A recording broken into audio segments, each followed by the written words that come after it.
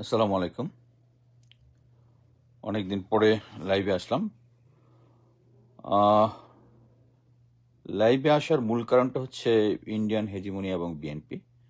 তো প্রথমে এখন যে রিসেন্ট ঘটনা যেটা হয়েছে সেটা হচ্ছে আমরা সবাই দেখেছি মমতা ব্যানার্জি তার একটা স্টেটমেন্ট দিয়েছে। স্টেটমেন্ট যে সে বলেছে যে বাংলাদেশে একটা গুরুত্বপূর্ণ খুন হয়েছে, যেটা আলটিমেটলি বোঝা গেছে যে সময়ে কাল বিশ্লেষণ করে এটা হাদি হত্যা।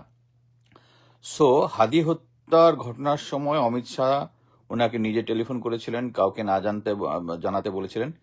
তো এটা আপনি যদি অ্যানালাইসিস করেন বুঝতে পারবেন যে অ্যাকচুয়ালি এটার সাথে ভারতীয় হেজিমনির হাত আছে। এবং যখন ঘটনাটা সংঘটিত হয় তখন ছিল তত্ত্বাবধায়ক সরকার, প্রফেসর ইউনূসের সরকার, এবং জেনারেল ওয়াকার এবং গোয়েন্দা বাহিনীর উপরগুলোর বাংলাদেশের কোনো নিয়ন্ত্রণ ছিল না, ভারতের নিয়ন্ত্রণ ছিল।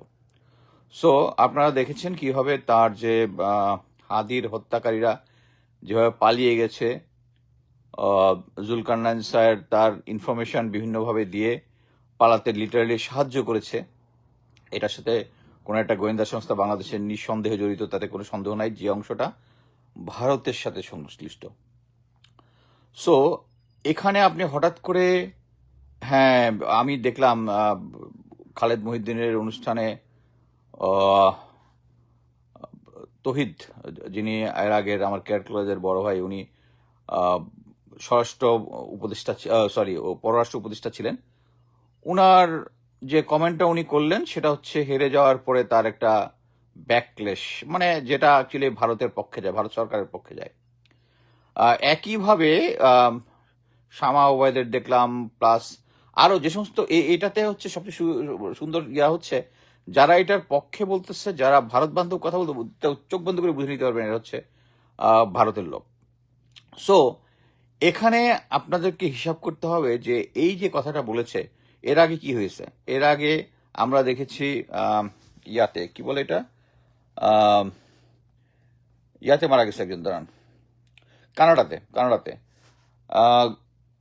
2023 কানাডায় গুপ্ত হত্যার শিকার হয় শিখ নেতা হরদীপ সিং, এবং ওদের ইন্টেলিজেন্স এটা কনফার্ম করেছে যে এটা এর সাথে 4টা ফোন কল রিসিভ করেছে, যেটা পরবর্তীতে ইউকের ইন্টেলিজেন্স MI6 তো কনফার্ম করেছে যে এটার সাথে সরাসরি ভারত জড়িত এবং এটার সাথে জড়িত। এর পরবর্তীতে একটা নিউ ইয়র্কে একজনকে হত্যার মানে ইয়া হয়েছিল, কিন্তু হত্যা পর্যন্ত যেতে পারে না, এর আগে এটা এক্সপোজ হয়ে গেছে। সো ওরা যে বাইরে টার্গেট কিলিং করে এটা তো ক্লিয়ার। এবং হাদি যে কিলিং এর সাথে যে ভারত এবং ভারতীয় হেজিমনি জড়িত, এটা আমি কিন্তু তার হত্যার পরেই বলেছিলাম যে কি, যে হাদি হচ্ছেন এমন একজন রাজনৈতিক নেতা যে শুধু বাংলাদেশপন্থী, কোনো পাকিস্তানপন্থী বা ভারতপন্থী না, শুধু বাংলাদেশপন্থী সে। এবং সে বেসিক পলিটিক্স, যেটা সকালে ঘুম থেকে উঠে নামাজ পড়ে বিভিন্ন লোকজনের বাড়ি বাড়ি যাওয়া, লোকজনের সাথে কথা বলা, সরাসরি সম্পৃক্ত হওয়া, এটা আর কোনো বাংলাদেশের যে রেগুলার রাজনীতিবিদ যারা আছে তাদের মধ্যে নাই। এবং সে কথা বলতো দ্বিধাহীনভাবে। সো এই কারণেই, এবং ভারত বিরোধিতা তার যেটা ছিল, ভারত বিরোধী যে মেইন হেজিমনি আছে, রবীন্দ্রনাথকে একটা বড় করে তোলা, তার এগেনস্টে সে কিন্তু কাজী নজরুল ইসলামকে আফল করা শুরু করছে, যেটাই হচ্ছে ভারতীয় হেজিমনি। এবং যারা বাংলাদেশে জনগণের রাজনীতি আনতে চায় না তাদের চক্ষুশূল ছিল। এর আগে যদি আমি প্রেসিডেন্ট জিয়াউর রহমানের হত্যাকাণ্ড দেখি, এটা এত বিশ্লেষণেরও দরকার নেই, এটার সাথে ভারত জড়িত। জেনারেল এরশাদ, মরহুম এরশাদ, উনি ভারতীয় এজেন্ট ছিলেন, এটা আমরা মোটামুটি মিলিটারি দ্বারা সার্ভ করছি, গোয়েন্দা সংস্থা যারা তারা সবাই জানি। এবং তার মাধ্যমেই প্রেসিডেন্ট জিয়ার যে হত্যাকারী যে ছিল, লেফটেন্যান্ট কর্নেল নামটা ভুলে গেলাম, তিনি 2 দিন আগে চট্টগ্রামে গিয়েছিলেন, আবার উনি আবার ঢাকা, সে লেফটেন্যান্ট কর্নেল ঢাকায় এসে ওনার সাথে দেখা করেছেন। So this is absolutely clear, যেই বাংলাদেশের পক্ষে কাজ করবে তারাই হত্যার থ্রেটের মধ্যে থাকবে। আচ্ছা, এখন আসি হচ্ছে আমার কাছে কয়েকটা জিনিস খুব ঠিক হিসাব মিলতেছিল একটা জিনিস, সেটা হচ্ছে আমরা সবাই জানি যে এর আগে আমরা অনেক কথাবার্তা বলেছি যে জনাব তারেক রহমান মুচলেখা দিয়ে আসছে ভারত থেকে। তারপরে বিভিন্ন জায়গাতে আমরা এটাও দেখলাম যে ভারত বান্ধব কথাবার্তাটা একটা সময় এসে স্টপ হয়ে গেল। কিন্তু একটা জিনিস দেখেন, স্বরাষ্ট্রমন্ত্রীকে আমাদের শিলং সালাউদ্দিন। এখন আপনি আন্ডার এনি সার্কামস্টেন্সেস যেভাবেই যুক্তি দিয়ে বুঝান, যারা আমরা কোল্ড ওয়ার এরা জানি, যারা আমরা ভারত পাকিস্তানের যে টেনশনটা জানি, তারা গোয়েন্দা সংস্থা কিভাবে একে অপরের সাথে কাজ করে, তারা আমরা ভালো করেই জানি যে Shillong Salauddin can't be trusted. হ্যাঁ, তাদের এইটা হইতে পারে যে না, সে একদম আসলেই প্যাট্রিয়টিক লোক, সে দেশের পক্ষেই কাজ করতেছে, কিন্তু তার আচরণ তা বলে না। বাট করুক আর না করুক, প্লিজ তাকে ইম্পর্টেন্ট ইয়ার মতো অ্যাপয়েন্টমেন্টে স্বরাষ্ট্রমন্ত্রীর মতো জায়গায় তাকে দিয়েছেন। এবং শুধু তাই না, সে সংসদ নেতার পক্ষে কথা বলে, তারেক রহমানের পক্ষে কথা বলে, তাকে সামনে রেখে তারেক যে শুধু টেবিল চাপড়ায়। এই জিনিসটাতে বোঝা যাচ্ছে যে he is holding a big stake. এবং আরেকটা জিনিস দেখেন যে আমরা সবকিছুই শেখ হাসিনা খারাপ, শেখ হাসিনাকে আমরা নিষিদ্ধ করে দিলাম, আওয়ামী লীগকে, কিন্তু চুপ্পুকে আমরা রাষ্ট্রপতি এখনো রেখে দিছি কেন? জেনারেল ওয়াকারকে আমরা সেনাপ্রধান রেখে দিছি এখনো কেন? এটা কিন্তু হিসাব মিলে না। তো রিসেন্টলি আমি যেটা দেখলাম যে পদ্মা ব্যারেজ হবে, আপনারা সবাই জানেন যে পদ্মা ব্যারেজ হবে, এবং এটা একটা প্রেজেন্টেশন দেখলাম। এতগুলা সুইচ গেট হবে, এতগুলা 2টা মাছের জন্য ফিশওয়ে থাকবে, আরো ব্লা ব্লা ব্লা ব্লা একটা দেখলাম। আমার কাছে একটা জিনিস মনে হলো যে এই পদ্মা ব্যারেজ দিলে অবভিয়াসলি কন্ট্রোলটা আমাদের কাছে আসার কথা। আমাদের কিন্তু তিস্তা ব্যারেজ আছে। তিস্তা ব্যারেজ দিয়ে কি আমরা লাভবান হয়েছি? আমার তো মনে হয় না। তাই যদি হয়, এই পদ্মা ব্যারেজ এত হাজার হাজার কোটি টাকা খরচ করে যদি আমরা বানাবো, এটার যে ফিউচার অ্যানালাইসিস, আমরা জানি যে ইন্ডিয়া যে ফারাক্কাবাদ করেছে, এটা কিন্তু ওদের এখন এদের কিন্তু লায়াবিলিটিস, এটা কিন্তু তাদেরকে হেল্প করতেছে না। যারা নদী বিষয়ে ভালো জানে তারা জানে, বাট আমি এইটুকু পড়েছি যে এটা তাদের জন্য এখন লায়াবিলিটিস। সো আমরা একটা পদ্মা ব্যারেজ করব, যে পদ্মা ব্যারেজটা আমরা রিজার্ভার টাইপ করব, পানি ধরে রাখবো, ব্লা ব্লা ব্লা। ওকে, নর্মালি এটাতে হোক কি ইন্ডিয়া থেকে আমরা কন্ট্রোলটা আমাদের নিজের হাতে নেওয়ার চেষ্টা করব। কিন্তু ইন্ডিয়ার কয়েকটা মিডিয়াতে ছোটখাটো লেখালেখি হয়েছে, কিন্তু এটা নিয়ে ইন্ডিয়া কিন্তু কোনো মানে, তারা তো বিগ ব্রাদার, তারা তো এখানে এই এলাকার মধ্যে হচ্ছে, তারা নিজেদেরকে মনে করে যে তারা কিন্তু বাংলাদেশকে থ্রেট বা অন্য কিছু এটা হইলে সরকার থেকে এখন পর্যন্ত আমার চোখে কোনো কিছু করে নাই। আপনার কি মনে আছে গত বছর যে ইন্ডিয়া পাকিস্তান যে যুদ্ধ হওয়ার পরে মোদি বলল তাদের পানি আটকায় দিবে, ওই যে 5টা নদী, তাদের একটা ইন্দাস, ঝিলম আর কি নদী নিয়ে যে একটা ট্রিটি আছে, আসিফ মুনির রেসপন্স কি ছিল? ওকে, আমাদের মিসাইল ওদিকে তাক করা আছে, পানি বন্ধ করলেই মিসাইল মেরে দিবে। মানে হচ্ছে পানি এমন একটা জিনিস যেটার জন্য গভর্নমেন্ট স্ট্রং রেসপন্স করে নর্মালি, বাট এখানে ইন্ডিয়া করতেছে না। রিসেন্টলি আমিও কয়েকটা সরকারের গুরুত্বপূর্ণ জায়গা থেকে খবর পেলাম যে সীমান্তে খুব হার্ডলাইনে যাওয়ার চেষ্টা, বাংলাদেশ হার্ডলাইনে যাবে, মাননীয় প্রধানমন্ত্রী খুব স্ট্রংলি বলেছেন। ওকে, এবং আমরা দেখলাম হার্ডলাইনে গেছে, কিন্তু কোনো ক্ষয়ক্ষতি কিন্তু হচ্ছে না। আমি দেখলাম যে একটা নিউজে গত মাসের 19 তারিখে বোধহয়, যে বিএসএফ এর কি বিডিআর এর পেট্রোল যাচ্ছে, উস্কানি ছাড়া বিএসএফ গুলি বর্ষণ করছে, বা বিভিন্ন জায়গায় যে সমস্ত পুশিং করতেছে বা ইয়ে করতেছে, আমার কাছে কেন জানি মনে হচ্ছে এটা একটা মিউচুয়াল আন্ডারস্ট্যান্ডিং এ বিএনপি সরকারকে একটু ক্রেডিট দেওয়ার চেষ্টা করতেছে ইন্ডিয়া। কেন? হিসাব খুব সোজা। আপনি মনে করেন যে যখন মানে আওয়ামী লীগ ছিল, বিএনপি ছিল, সব রাজনৈতিক দল ছিল, ইন্ডিয়ার পছন্দের দল কি ছিল? আওয়ামী লীগ এখন নাই। আওয়ামী লীগ না থাকলে এখন বিএনপি। আচ্ছা, বিএনপি না থাকলে কে? জামাত, এনসিপি? নেভার। সো বিএনপিকে টিকিয়ে রাখা ছাড়া ইন্ডিয়ার আর কোনো পথ নাই। যদি তাই হয়, তারা সীমান্ত, তারপরে এই যে তিস্তা ব্যারেজ, আপনি একটা জিনিস শোনেন, তিস্তা ব্যারেজের মধ্যে একটা প্রজেক্ট করতে হলে অ্যাটলিস্ট 6 মাসের উপর লাগবে এটা জরিপ করতে, ভূমি জরিপ করবে, তারপরে সাইট নির্ধারণ হবে। ওই সাইটে দেখুন, আমি পানি বিশেষজ্ঞরা বা ইঞ্জিনিয়ারও না, আমি সাধারণ নলেজ থেকে আমি ভুল হইতে পারি, বাট আমি যেটা জানি যে মানে এটার জন্য একটা জরিপ হইতে হবে। টরিপ ছাড়া হঠাৎ করে রেডিমেড ইনফরমেশন সরকার পাঠ করতেছে, ভারত চুপ আছে। আমার কাছে কেন যেন মনে হইতেছে এটা একটা আন্ডারস্ট্যান্ডিং এ, ভারতের সাথে একটা আন্ডারস্ট্যান্ডিং এ, তা ভারতও চাচ্ছে যে বিএনপি এখন যে একটার পর একটা ঘাপলা করতেছে, ঘাপলাগুলোকে কভার আপ করার জন্য তাদেরকে একটা স্ট্রং এন্টি বিএনপি ইয়া দিয়ে তাদেরকে টিকিয়ে রাখার চেষ্টা করতেছে। আমি জানি না এটা সত্যি, এটা আমার আমার প্রেডিকশন। কারণ তিস্তা ব্যারেজের মতো একটা প্রজেক্টে এত টাইম লাগার কথা না, মানে মানে এত শর্ট টাইমে সবকিছু হয়ে যাওয়ার কথা না।